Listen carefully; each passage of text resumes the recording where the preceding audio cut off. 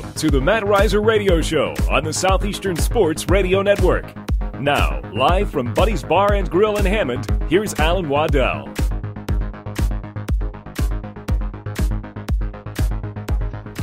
Our Lions took their show on the road this past weekend and battled fellow conference power Sam Houston State in the most anticipated conference weekend of the season for both clubs. Our Lions were outstanding and took 2 out of 3 from the Bearcats in Huntsville. Saturday, the Lions grinded out an emotional win in extra innings before cruising to a 6-0 win on Sunday behind the dominating performance of Corey Giacone on the mound. Giacone threw a complete game 2-hit shutout against the Bearcats, and by doing so, earned Southland Conference Pitcher of the Week and Louisiana Sports Writers Association Pitcher of the Week. Our Lions will be back on the road this weekend as they take the long trip to Conway, Arkansas to battle the Bears of UCA in the last conference weekend of the season as they look to position themselves for a conference championship. Good evening, Lion fans. I'm Alan Waddell, and I want to welcome you to the Matt Reiser Radio Show presented by North Oaks Health System, live from our home, Buddy's Bar and Grill, right here in Hammond. Thank you so much for joining us wherever you may be tonight, whether on the Lions Radio Network or watching the archive on Facebook or YouTube. We'll be with you until 8 o'clock, and over the next hour, we'll get Coach Reiser's thoughts on this past week and look ahead to this weekend at UCA. But first, let's take a break, and when we come back, I'll be joined by the head baseball coach of your Southeastern Lions, Matt Reiser. This is the Matt Reiser Radio Show presented by North Oaks Health System and Buddy's Bar and Grill on the Southeastern Sports Radio Network. This is not a rebuilding effort, like I said before. A championship without a degree is not good enough. I want to win now. Our players want to win now. Be a part of the Frank Selfo era. Call 985-549-LION or visit www.lionsports.net. What does it mean to be Southland strong? It's not just big wins. It's success in the classroom and being engaged with service, family, passion, integrity, overcoming adversity, hard work and dedication, bettering people around you, striving for excellence, leadership and competition on our campuses and in our communities. We are Southland strong.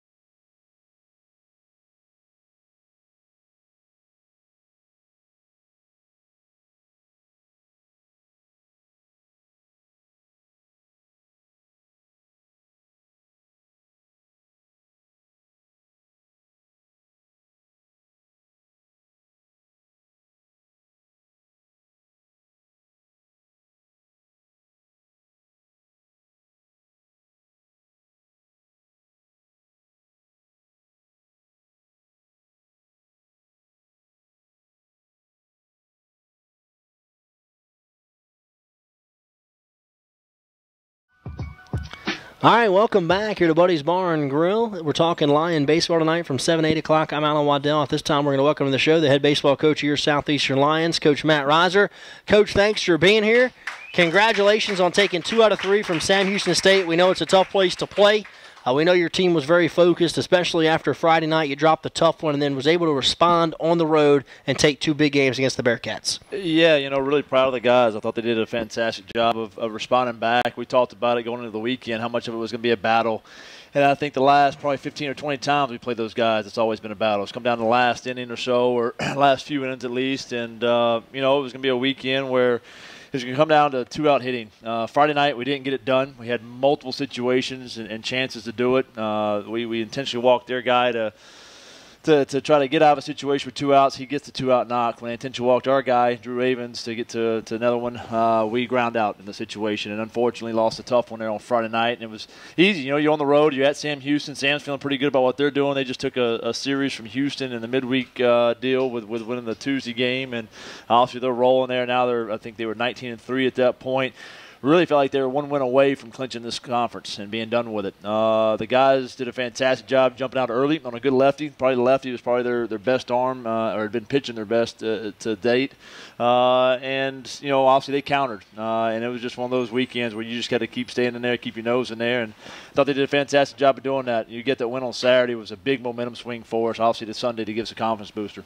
No doubt about it. And, Matt, this has been a strange few weeks for your club. We sat here, after that Friday night against Nicholls State, and you had dropped 7 out of 8 games. And now you look, and now you've won 7 out of 8. So this team has kind of gone on some different runs, especially the last few weeks. But your team has played very well as of late. And when you look at it, out of those 8 games, your pitching has really been outstanding. The most runs you've given up in any game in this 8-game streak where you've won 7 out of 8 is 5 runs. Yep. So you've pitched the ball really well, and that gives you an opportunity to win, and your team's been able to do that. And that's what we talked about a couple of weeks ago. Also from an RPI standpoint, that large standpoint, we're out of the contention for the NCAA regional stuff from that point of view. But we really like our club. Again, I compare this club pitching-wise very similar to the 2015 club we had, the depth we have, the amount of starting pitching we have, and also when we got to these 3-game weeks, we talked about how good we were going to be, and obviously that's showing. You go into Stephen F. weekend, a team that was swinging the bat really well. You go into Sam Houston weekend, shut out Sam Houston for the first time all season, the first time they've lost a series at their place in conference since 2014. And a big part of it has been pitching. But, when you don't have those midweek games and you got Graniers and Knops coming out of the bullpen and Jaconis fresh as can be, obviously it just makes our staff a monster, man. It's something that's going to be extremely tough to deal with, especially when you get conference tournament time. You saw that in the National Pub yesterday with Kendall Rogers. Yeah. He had a chance to make the game there on the road at Sam, and got a chance to evaluate us for a second time. He saw us earlier in the year and actually saw Jaconi earlier in the year against UConn. And we talked after the game, said, man, it just looked like such a different guy. What's the difference for him? I said, he's just back to normal form. Early in the season, he was struggling a little bit, but continued to work hard and got back to his normal self, and history was on his side, and here he is making his stride here at the end of the year. The best time to be hot, which is in May and June. Yeah, Matt, you touched on it, and we're going to talk about Corey Jaconi's start, later on in our program as we break down all 3 of these games. But I do want you to talk about him a little bit. This is a guy that a year ago, I said this last week, and I believe it. At the end of last year, he was our best guy. I mean, he was outstanding. Got that regional win against Rice, and Mac had an outstanding season. But at the end of the year, I thought Corey Jaconi was the best guy. And right now, I mean, that start he put together on Sunday, that's one of the best performances, all time. Southeastern. You're on the road against a very good team in Sam Houston State, a lot on the line, an opportunity to get the tiebreaker over those guys. He goes complete game, 2-hit shutout against the Bearcats. And you mentioned it. This is a team that was in a super regional a year ago. Yep. A lot of that lineup returns, and they hadn't been shut out all year.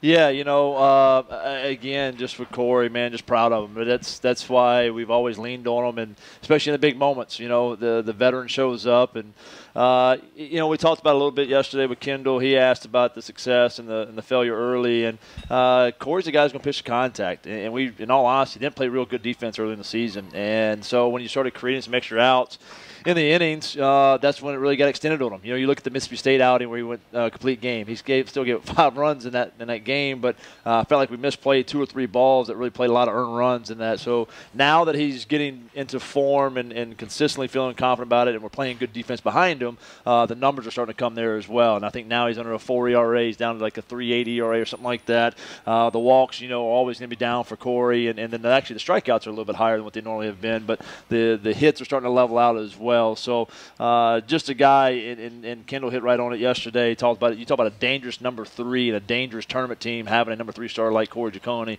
coming out, you're going to be in really good shape when it comes to tournament time.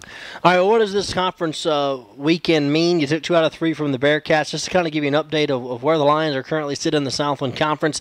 Lions are 19-8 in the Southland Conference. Sam Houston is 19-5. So, I mean, I guess if you look at it, you're 3 back in the loss column behind those guys. You're tied in the win column. But we have played an extra series than them. So we have 1 conference series left. That'll be against UCA this weekend on the road. They have 2 remaining. So we need a few losses out of the Bearcats to win this thing. We're going to need them to lose 3 times. And they have Houston Mathis this weekend, and they finish up with a Carteret Word, 2 teams that are certainly capable of knocking those guys off a few times. And, you know, no lead is safe in the Southland Conference. We remember that a few years ago, and we had a pretty good sized lead going into those last couple weekends. Didn't work out for us, and hopefully maybe we can flip the script on them a little bit here in 2018. Yeah, no doubt. You know, this is some of the benefit of having the schedule set up like it is and having that last weekend off. There's a few things we can do on this, and one is set up a rotation for the conference, but we're going to sit there and wait. After this weekend, we can sit there and kind of sit and watch. You know, the biggest thing we had to do this weekend, we talked about again last week. Nobody was going to be shocked if we took the series at Sam. You know, it was going to be a good weekend. We talked about trying to shock the national media attention by going in there and sweeping them, and we were close. I'll see in these games, just like last year, we took the series. All 3 games have gone either way. We could have got swept or swept either way. But in that, we knew that if we took the series, we still gave ourselves a shot. We still gave ourselves a chance, and that was a conversation we had on Friday night. Our back's against the wall. We can't lose another one to Sam, because if we do, then obviously this race is over. We'll get ready for the conference tournament. But we did a good job, put ourselves in a position to put the pressure on Sam. You know, they've been playing really good baseball all year long. Haven't had a whole lot of adversity moments like we have so far this season, and we talk about it every year. Each club goes through it at some point in time. Hopefully it's short-lived. Right. For Sam, they thought maybe it would be the Dallas Baptist weekend when they lost a pretty tough one there on Sunday and went 1-3, I think, on that week. So, but maybe, just maybe, we put them in a funk here now going forward, because I'm going to tell you, Houston Baptist can pitch it, man. They got the left-hander who's a 6-year senior who got another year back, and they've got a few guys in their starting rotation there that can really pitch and feel like they could pitch to Sam. There's some similarities what they do with their staff and what we do with our staff as far as just the strike throw and being able to cross-count guys, and can really give these guys some fits. So, again, none of this works out unless we take care of business this weekend in Conway at Arkansas. But the way it works out, we sweep. They've got to go 3-3 in their last 6. If we take 2 out of 3, they got to go 2-4 in their last 6. So, either way, every game is going to be very, very valuable. And if you're wondering, a year ago, Houston Baptist did sweep Sam Houston. So they always have played very well against the Bearcats. We'll be watching those scores all weekend long. But certainly, as Matt just said, none of that means anything if you don't go to Conway and take care of business. We're going to talk more about the Bears later on in our program. Let's go ahead and get to another break. When we come back, we'll get Matt to break down these 3 big games this past weekend against Sam Houston State. The tough loss on Friday, but then the 2 big wins on Saturday and Sunday against Sam Houston State. Right here on the Matt Riser Radio Show, presented by North Oaks Health System and Buddy's Bar and Grill on the Southeastern Sports Radio Network. America's pastime. 12 players drafted in the Riser era. 2 Southland Conference championships. Back-to-back at-large regionals. Coming off a strong finish in 2017, another intense season is on the horizon, featuring a gauntlet of non-conference home games. New season, same goal. Don't miss out on any of the action. Across divisions, sports, championships, and schools for nearly 500,000 student athletes. College sports create lifelong opportunity, and that starts with education. We've raised the academic bar, so more are earning degrees, creating healthier campuses by working with the nation's brightest minds, and making sure more have the chance to succeed and are supported on their journey.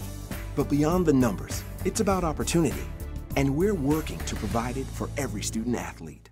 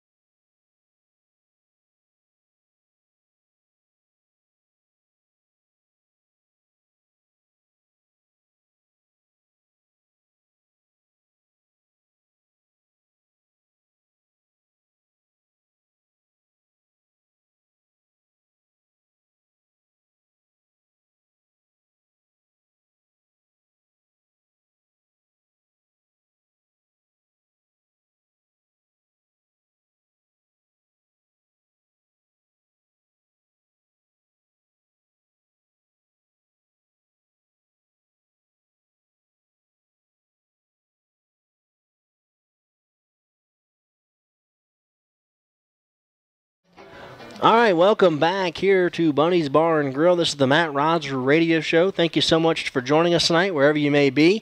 A quick reminder, if you can't catch the whole show or you're just joining in now, this show will be archived on Facebook and YouTube on the Southeastern Louisiana University Athletics page, so you can search for it there on Facebook or YouTube, and you'll catch the entire show. And you can also go back and watch previous shows if you want to hear Matt talk about any of the certain games throughout the year. Matt, let's jump back into this weekend series. And first of all, another week where you did not have a midweek game, so you were able to have a good week of practice. I know you talked about it last week. The good thing about those is you're able to do some sim games during the week. Maybe talk about the week a little bit before we get to the weekend. Yeah, we talked about it before Stephen F. Austin. We did just a simulated game, so pitchers are facing hitters and vice versa. Obviously, no defense, no base runners. Just trying to get some live at bats in and see some live pitching for some guys we haven't seen in a few weeks, and trying to get some guys on the bump that need the work, to get ready for the weekend. But in that against Stephen F., we felt like we ran a couple guys out of the bullpen that were a little, I don't want to say rusty, but just weren't prepared right. Biddy came out of the bullpen there against Stephen F. Austin on Sunday, threw a few balls, and I think part of it was because of the base runners. We didn't have any base runners out there. We just didn't create any situation. There wasn't like, hey, run at third, one out, let me try to strike the guy out or get soft contact. So we went this week and we created a situation we call lion ball. Basically split the team into three different teams, three separate groups offensively. So one goes on offense, and then two other groups go on the defense, and played it as live as we possibly could. And we were able to create some situations, second, third, runner, one out. So just gave, in a 20 to 25 pitch appearance, gave them multiple looks, and I thought it really paid off for this week because obviously with Sam Houston, very aggressive style of offense, very similar style of offense that we run. They're going to steal bags, they're going to hit and run, they're going to bunt.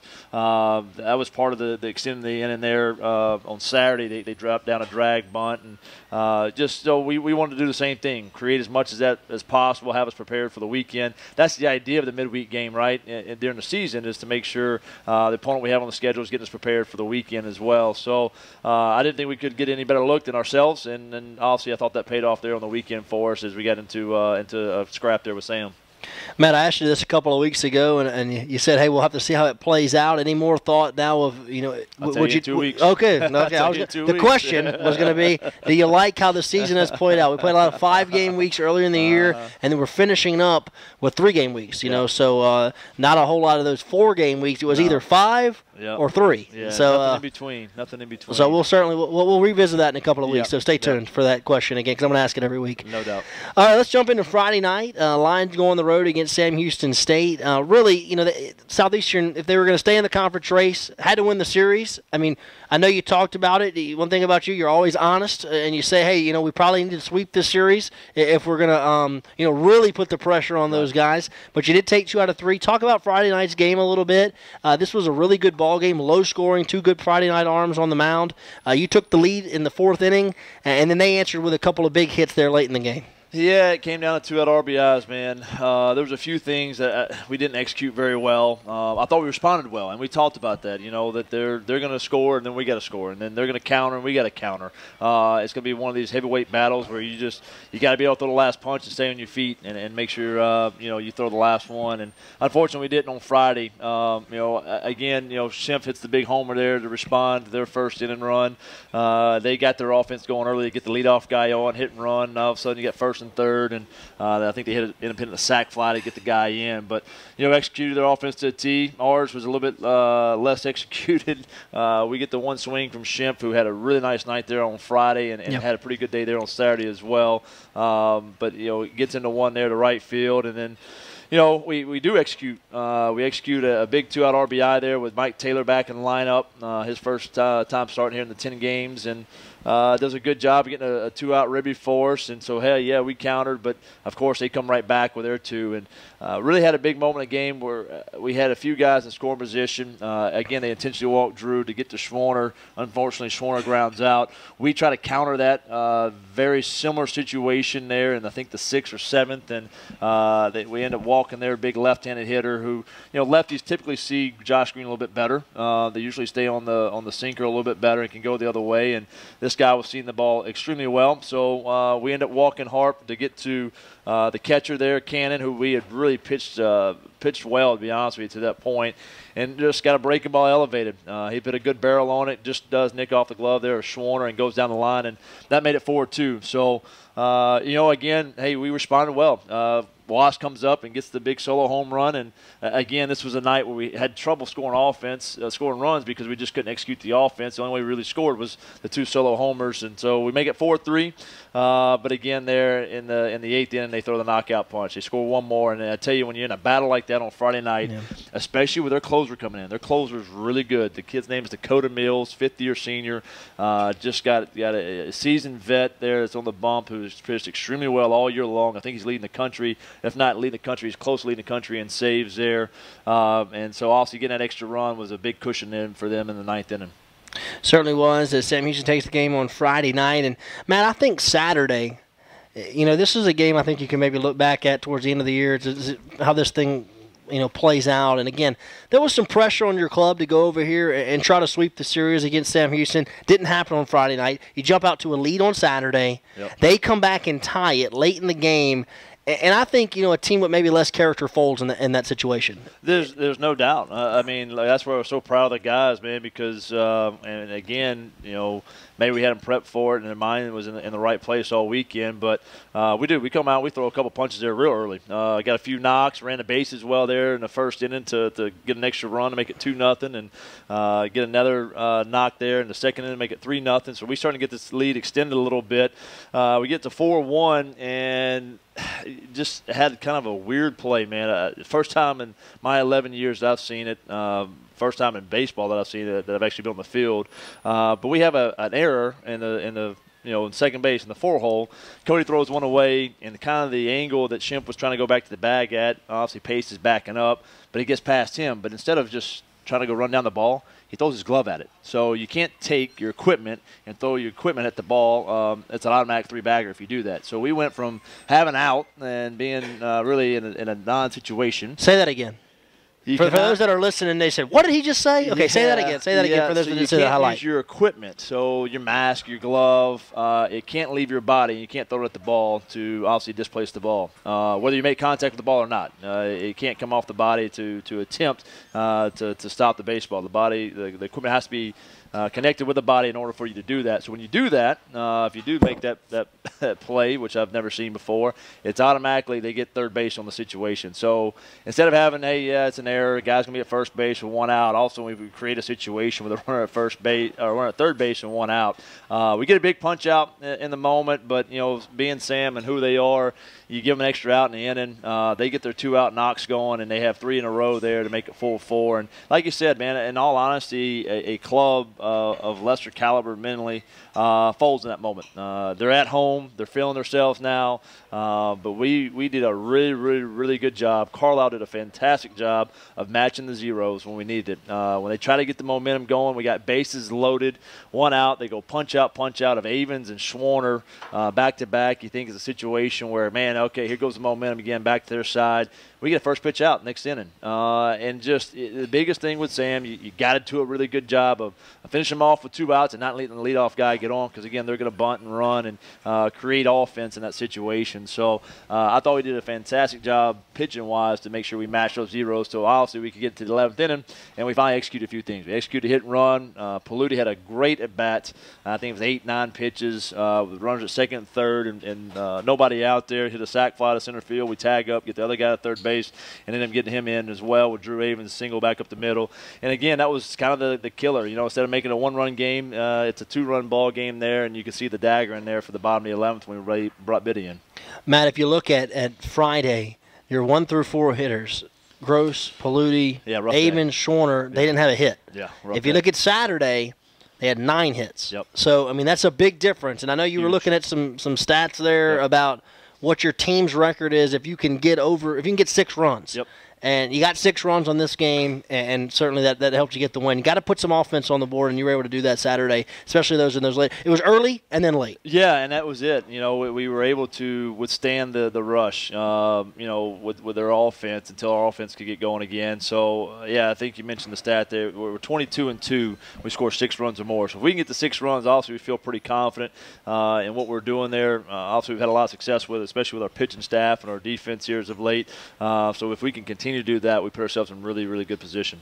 And Matt, I know that Damon was talking about it off the air a little bit. Is we've had success against Sam. We've played really well against those guys, but they've always been low-scoring games. We haven't scored 6 runs against Sam since like 2014 or something, like some kind of crazy number. Yeah, who's the hit coach? 2010. 2010 hadn't scored 6 runs.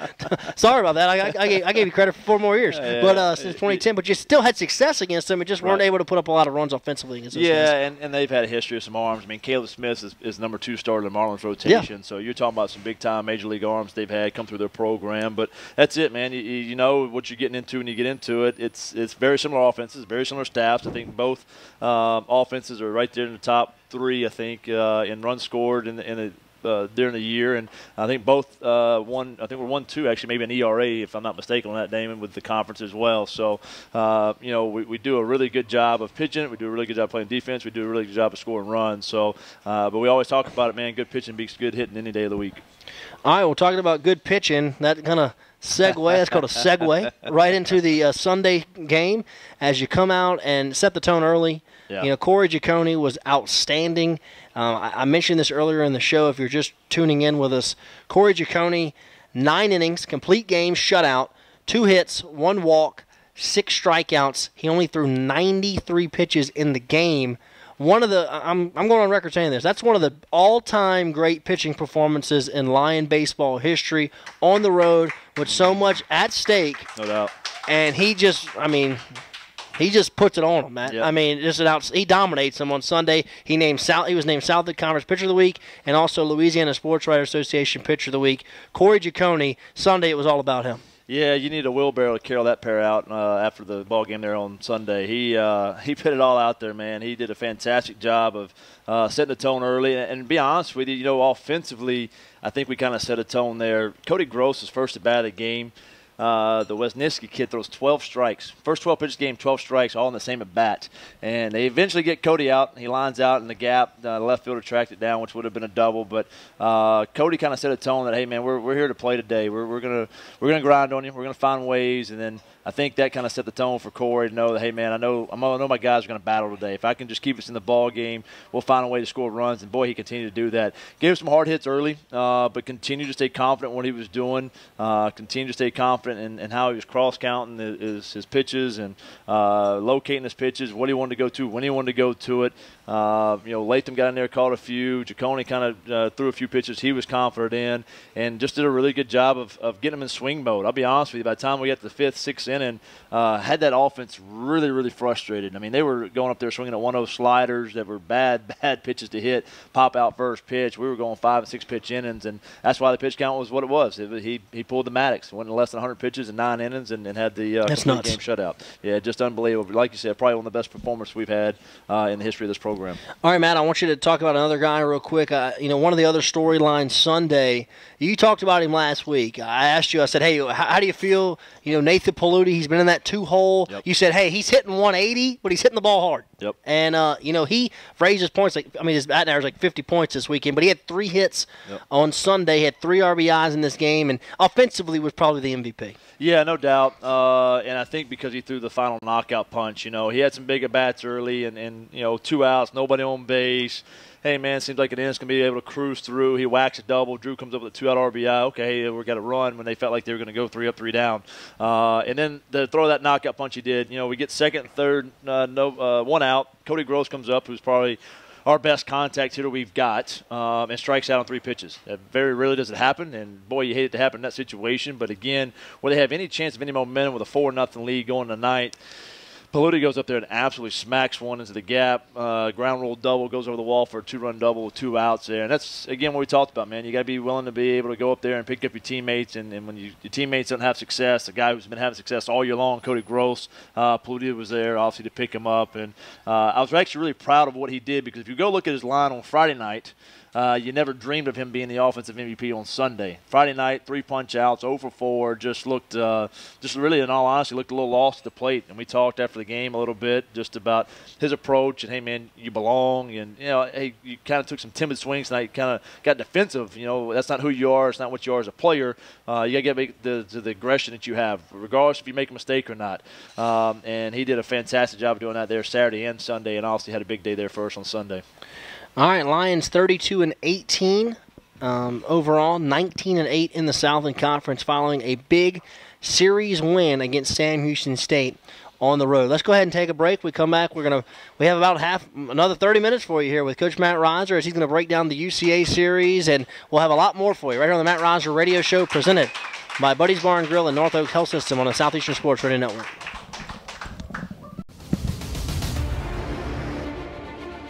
This is not a rebuilding effort, like I said before. A championship without a degree is not good enough. I want to win now. Our players want to win now.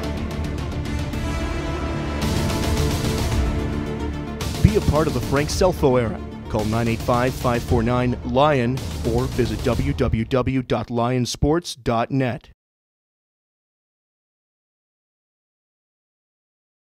What does it mean to be Southland strong? It's not just big wins. It's success in the classroom. And being engaged with service. Family. Passion. Integrity. Overcoming adversity. Hard work and dedication. Bettering people around you. Striving for excellence. Leadership and competition. On our campuses. And in our communities. We are Southland strong.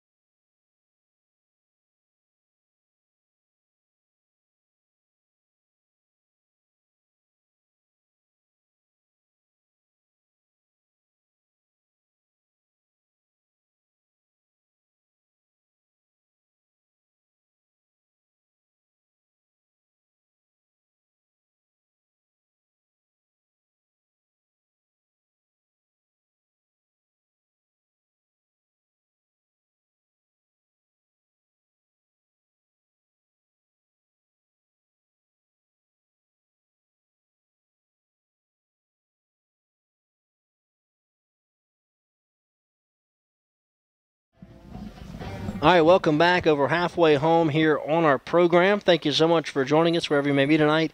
Tuning in, as always, on the Lions Radio Network. I'm Alan Waddell, joined, as always, by the head baseball coach of your Southeastern Lions, Coach Matt Reiser. Lions just took 2 out of 3 from Sam Houston State, moved their overall record to 32-18, and their conference record to 19-8. And I have a big weekend series this week against UCA. Before we get into that, Matt, I want to get you to comment a little bit. We've been speaking about, especially the last 8 games, your pitching staff's been outstanding. The most runs you've given up in a game is 5. You have some guys that are putting together great years. Carlisle Kessler, Josh Green. See Corey Giacone has really, rallied here towards the end of the season. But, I don't know if we give him enough credit, on the air. But, Daniel Latham's been with you a long time, and you play together at Tulane. I know that he's had opportunities maybe to move on. and has stayed with you, and y'all are such a compliment to each other. He handles that pitching staff, your offensive system, and the way you score runs offensively. Certainly, Daniel has done an outstanding job once again with the pitching staff here in 2018, a team ERA under 3.5. Yeah, it does a terrific job. And you know what he does? He does a really good job of communicating the message.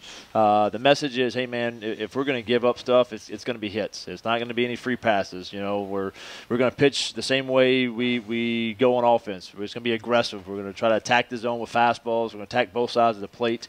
You're not going to go in timid when you try to go in. If you hit a guy, you hit a guy, so what? But the walks, man, are extremely down. Also, we've always believed in pitching to contact, but the guys, like a Josh Green, you're talking about a guy who's got a chance to set a record for us with the least amount of walks per 9 innings in the history of our program. And you're talking about a guy who started 2 years ago, went 2 innings and walked 6 and struck out 6 against Southern Miss. Just the development of what our arms have done, to be able to have Josh Green to get in, to buy in and believe into what our system is, and be able to make those adjustments, obviously mechanically as well, and to get him to feel that and understand what that is, and understand that, yeah, you got stuff that's up to 95, but you've thrown, 72 innings and only punched out 49 guys. He enjoys the soft contact early in the count. He's not in there for the strikeout. He knows the longer he can stay in the game is because his pitch count stays low, so he thrives in that moment. You look at a guy like Carlisle Kessler, obviously the year he had last year, over a 5 ERA, and where does Carlisle get any better? How do you get that guy a year better? He matures. He understands the message. They communicate, and I think that's he's always been my guy from that side of it. I've always been the numbers guy. He's always been the English major, right, the communication major, but he does a fantastic job of communicating that staff what he believes in, what we buy into, and what we're going to do as a staff. And again, if you don't throw strikes, this is not the place for you to come pitch, because that's what we're going to believe in. If you don't believe in fastball command, then don't come to this program, because that's what we believe in. If you don't believe in being aggressive, then don't come to this program as a pitcher, because that's what we're going to do as well. So we do a good job identifying those right guys that understand that. Not only do we identify the right guys, he does a great job of communicating that as well. And also you see the result there on the back end. Just looking at some of these numbers are quite staggering throughout the year. You talk about those walk numbers. Lion pitching has pitched a total of 449 in the third innings this year. 123 walks. So, a very, very small number there. You mentioned it, Carlisle Kessler on the year, 71 and 2/3 innings pitched, only 11 walks.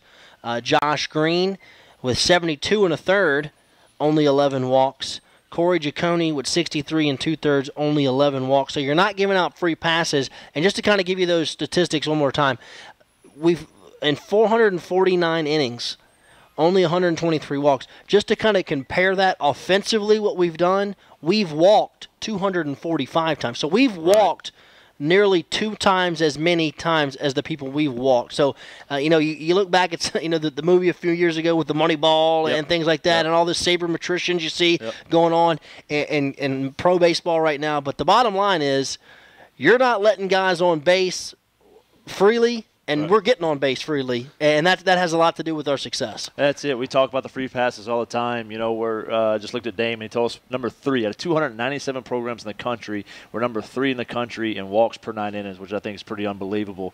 And that's it. We try to win the freebie award offensively and defensively. And HBP-wise, I know we're, 4th or 5th in the country offensively. Walks, we're up there in the top 25 and that kind of stuff. So that's just something we try to dominate. We try to give no free passes. We try to create, obviously, the pressure, try to create the free bag on the other side of things offensively. And I think it's just it's a great system with Latham and myself. That's our belief, and that's what we buy into, and that's what we are going to stay to. All right, Matt, let's talk about the series this weekend. You're 19-8 overall in the conference. This is your final conference weekend. Hard to believe. You're going to be on the road against Central Arkansas, the Bears. Central Arkansas currently 28-18 overall, 16-8 in the Southern Conference, so they're right behind you, right there in third place. Certainly a big weekend for those guys. They're currently sitting at 122 in the live RPI, so it's an opportunity to make up some ground there on the road as well, because you get more points when you go on the road. Yeah, this is a team the hard way. Yeah, this is a team that's won 5 in a row. They took their last two from A&M Corpus Christi, and then they swept Abilene Christian this past weekend on the road. They'll play Arkansas State on Tuesday night, and then Friday, Saturday, Sunday, your team goes to town. And, this has been a tough place historically to play.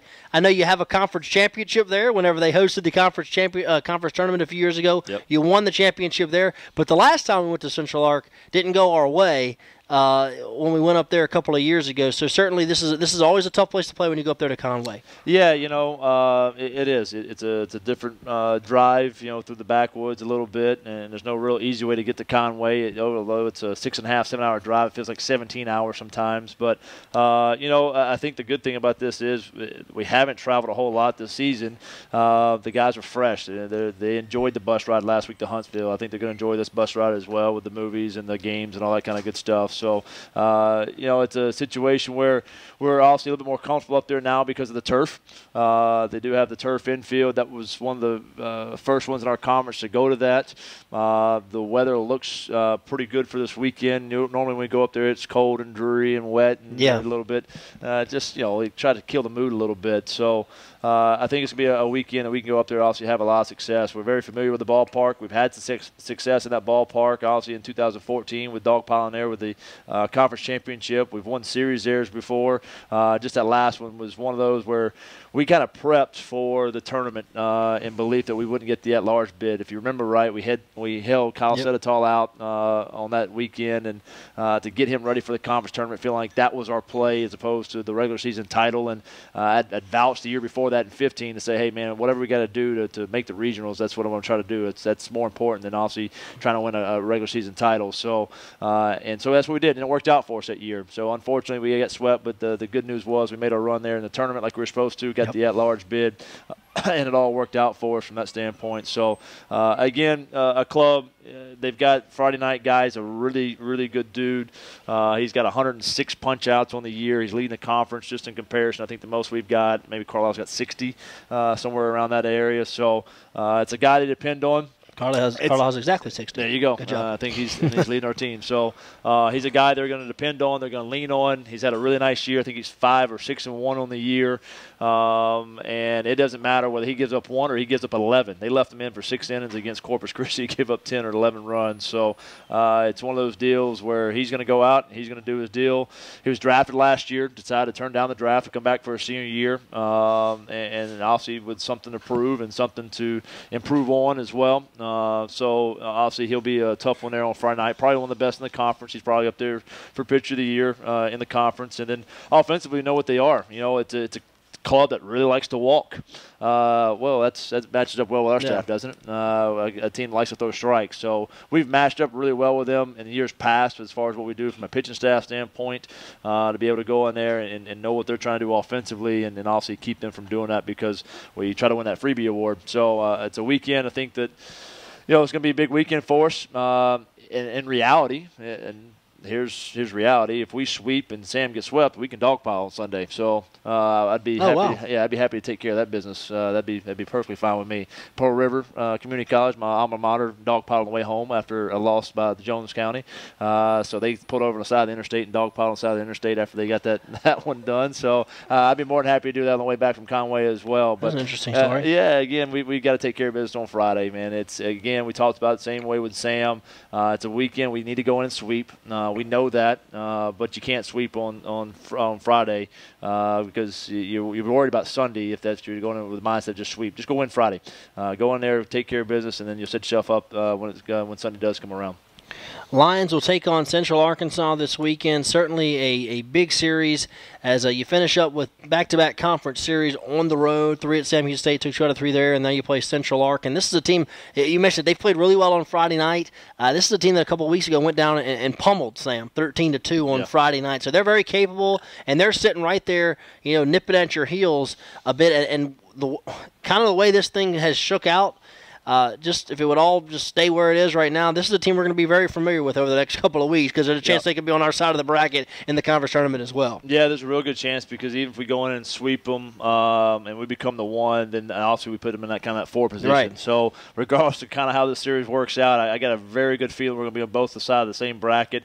Also, we won't have to match up with the number 1s there on the bump, with their gray and our green, but we will for sure see them here in the next couple of weeks more than once. All right, game times for this weekend: 6 o'clock first pitch on Friday, 4 o'clock on Saturday, so a little bit later than we've been playing. We usually play at 2 o'clock on Saturday, but 4 o'clock first pitch on Saturday at Central Arkansas, and then on Sunday, normal 1 o'clock first pitch. Give the Lions an opportunity to get out of town and take that long bus trip back to Hammond. Let's go ahead and take our break, and when we come back, we're going to get Matt's final thoughts here, and we're going to wrap it up here on the Matt Roser Radio Show, presented by North Oak Cell System and Buddy's Bar and Grill on the Southeastern Sports Radio Network. America's pastime. 12 players drafted in the Riser era. 2 Southland Conference championships. Back-to-back at-large regionals. Coming off a strong finish in 2017, another intense season is on the horizon, featuring a gauntlet of non-conference home games. New season, same goal. Don't miss out on any of the action. Across divisions, sports, championships, and schools, for nearly 500,000 student athletes, college sports create lifelong opportunity, and that starts with education. We've raised the academic bar, so more are earning degrees, creating healthier campuses by working with the nation's brightest minds, and making sure more have the chance to succeed and are supported on their journey. But beyond the numbers, it's about opportunity, and we're working to provide it for every student athlete.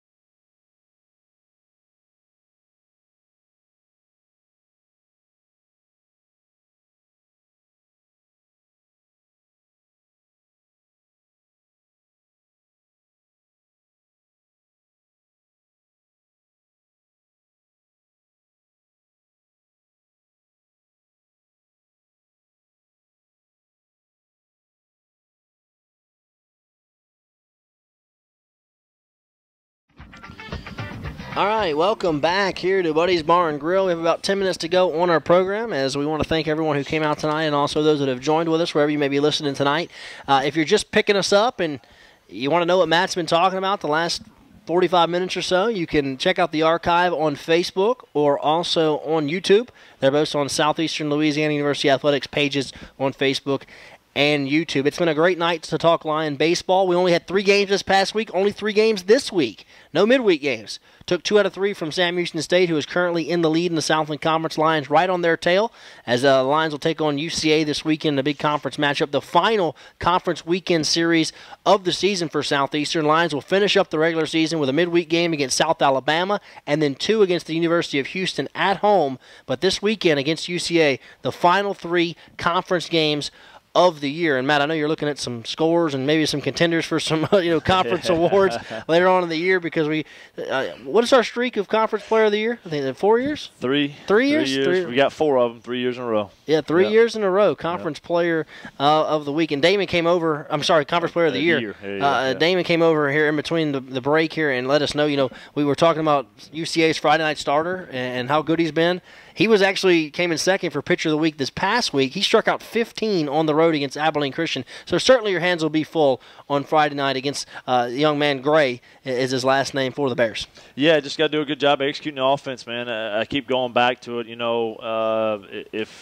And we knew this going into the season, but it was a club that would have to get comfortable running the style of offense with the hit and run and the running hits and the stealing bags and situational hitting. And obviously, I think that's coming a little bit more to the forefront now, where we're getting more guys, more production, understand the way we're expecting to play, run the bases, going first to third. So hopefully we'll continue to do that. I thought we grinded out on 3 really good arms this past weekend with Sam Houston, and obviously I think anywhere we want to go from here in the future, it's going to be good arms. It's not going to be a guy you can just go out there and roll out 16 hits and score 10 runs off of. It's guys you're going to have to execute off of to scrap the runs in to get the lead. Matt, you mentioned it earlier in the program, and I heard you say, and I know who you're talking about when you said Kendall. You kept talking about Kendall. And Kendall Rogers is a national baseball writer for D1Baseball.com. They do an outstanding job. So if you are a college baseball junkie, like so many of us are that love college baseball, they do a great job over at D1Baseball.com. Kendall Rogers actually, I think while we're doing the show, just released a column on your club. So if you want to, if you're listening to this broadcast, you want to know more about Lion baseball, Kendall Rogers just released on D1Baseball.com an article, and it's actually titled "Southeastern Getting Hot at the Right Time." He is a very long, detailed interview with Coach Reiser and breaks down this series and also kind of some history of your program. So it's great, Matt, for those guys to give your team some national exposure on a national website like D1 Baseball. Yeah, it's greatly appreciated, man. They do a fantastic job. They kind of got all the Goliaths together of college baseball writing. They had a few of them. One was with Perfect Game. I think that's who Kendall was with originally. And Aaron Fitt, I think, was over with Baseball America. They went and hired all these guys, man, all these fantastic writers who write just such a detailed and paint such a picture with their stories. All on one site there with D1Baseball.com. A lot of people follow the site already with the scores. They do a fantastic job of keeping up with all the scores throughout the games. And now they got the RPI in there, and they show you the metrics and everything else. So just do a really, really good job. It was really appreciative of Kendall to come down and come watch us play there. Got a chance to see us early in the year against UConn, like we talked about, to come back and put his eyes on us again. I thought was pretty neat for him to come down there and see us. If you follow myself on Twitter, I'm at Alan G. Waddell. I actually just retweeted it. I gave it a retweet as well. So Matt retweeted as well. He is Matt Reiser 17. So we've retweeted it. The article was released literally 15 minutes ago. So hot off the press. There you go. So in the middle of our show, now when we get done, you can go pull that up on your phone, your smart device, or whatever you want to do, and check that thing out. Matt, I gotta give you a question here from Richie Clark, who comes every week, does a great job. He wanted to know if Central Arkansas's turf is striped like the football field. It is not. We don't have the purple and gray. Thank God. Thank God. It's supposed to be green. Yeah. It's supposed to be green. Is what it's supposed to be. But yeah, it is. Now it's a different turf. I will tell you that. I do remember playing there in the conference tournament in 2014. Got right there on the seam. It took a hop over the shortstop's head. First time I'd ever seen it on turf. So there's such thing as a bad hop on turf. I've seen it. It happened at Central Arkansas. So hopefully that doesn't happen, at least for the good guys this weekend. Matt, I know we've become friends, over the last few years, and had an opportunity to talk to you, after that Southern Miss game at home. And I know you were upset with the way that went and where we were playing right there. And, the team, it just seems like they've turned it around. The last couple of weeks of the season, you've won 7 out of 8. What has been the big difference the last few weeks? I mean, you have a strong year going. I mean, it's not like we're sitting here in the middle of a poor year. We're 32-18, 19-8 in the conference. But I know you have about 2 weeks and maybe 5 or 6 games you wish you had back. But your team has really turned it on. And just like this article said, your team seems to be getting hot at the right time. Yeah, I don't know what gave it away that I was mad. The 13 miles that gave it away after the game. No, yeah, it's history on our side, man. We've always done a good job of weathering the storm. You're dealing with college athletes and obviously us as human beings, period. There's a lot of psychology in baseball, man. It's a little bit different in football. It's a little bit different in basketball. Obviously, there's a lot of strategy in those games, but this is one that there's so much failure or opportunity, however you look at it. You got to be able to weather the storm, and we've done a fantastic job of that as a staff, year in and year out. Our young men have done a fantastic job of being mature enough to handle that. And again, when we talked 3 weeks ago or 4 weeks ago, whenever it happened, that's why we recruit the individuals we do to this program, because they know what the expectation of them when the season comes down in the end and we're playing for our lives and fighting for our lives. They know what it takes to persevere through it, and they thrive in those moments. And so far, here making this run late, they've done that. They did this past weekend, but we got to continue to do so. There's a no content attitude to our guys. The warrior mentality we had this past weekend is going to be vital for us going forward, and we talked about that these were battles, and also we won the war against Sam, but the war is far from over.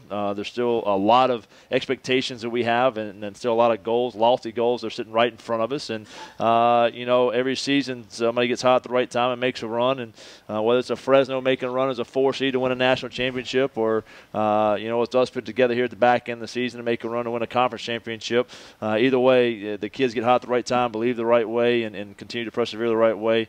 A lot of success is to be had. Matt, let me get your comments on this quickly before we wrap it up here tonight. I know your mantra, stuck on green, we're going to be aggressive offensively. Already have 6 guys in double digits in stolen bases. Yep. 1 with 20, Drew Avens. Cody Gross with 18. Evan Pace actually with 15. Yep. But you have an opportunity to have 8 guys, because currently Mike Taylor has 9 stolen bases, and also Trenton Troskler has 9 stolen bases. You have a chance to have 8 guys with double-digit steals here in 2018. Yeah, and kind of crazy because Gross has been battling a quad all year for pretty much the last month and a half, and Avens has been battling a hamstring for the last month and a half, and to see what those guys maybe would have done if they didn't get slowed down with those hamstrings is pretty impressive. But they do a good job of understanding it, man. They stay aggressive on it, and they know when to be aggressive, and we do a good job of setting that mindset. So 3 stolen bases away from setting the school record or tying the school record.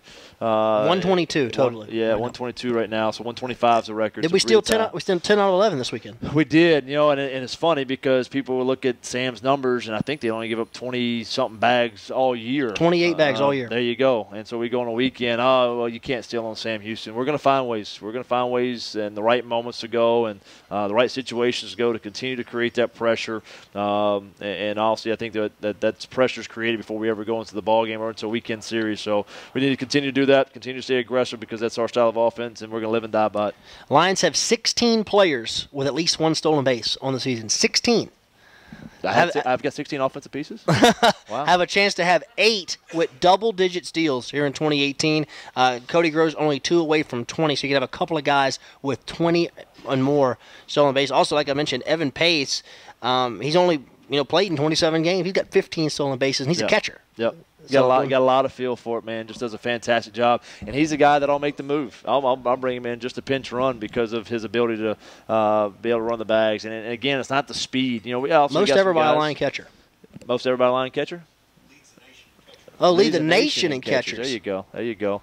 But a young man that just understands how to run the bases, and it's, again, putting it in there, putting that mindset in him and letting them go. We've got some fast guys that can run, but we have guys that have the knowledge to do it as well. All right, Matt, we're out of time. Lions will play Central Arkansas this weekend, 6 o'clock on Friday, 4 o'clock on Saturday, and then 1 o'clock on Sunday. Matt, quickly, you have about 30 seconds to say goodbye. Yep, I'm going to say my goodbye to my alma mater. I know I mentioned it a little bit a while ago, but PRCC won that second state title in the all golds, baby. They put the all gold uniforms back on. When you pulling those back out? Those are done. Those are done. They pulled it back out, won the second state championship in school history this past weekend, actually yesterday. Extremely proud of them. Coach Avalon is only in the second year there at Pearl River. Coach Hughes, one of our former obviously assistants here, is there as well as our hitting coach, and one of our former players, Sam Robertson, is there as well. So a lot of Lions there helping those guys win a state championship. All right, well, that's it. We're completely out of time. Make sure you follow your Lions, as always, on Lionsports.net this weekend, and you can always listen to all the broadcasts with the voice of Lions baseball, Damon Sunday, on the Southeastern Sports Radio Network. For Coach Matt Reiser, I'm Alan Waddell. We'll see you next time on the Matt Reiser Radio Show, presented by Buddy's Bar and Grill and North Oaks Health System on the Southeastern Sports Radio Network. Line up, everybody.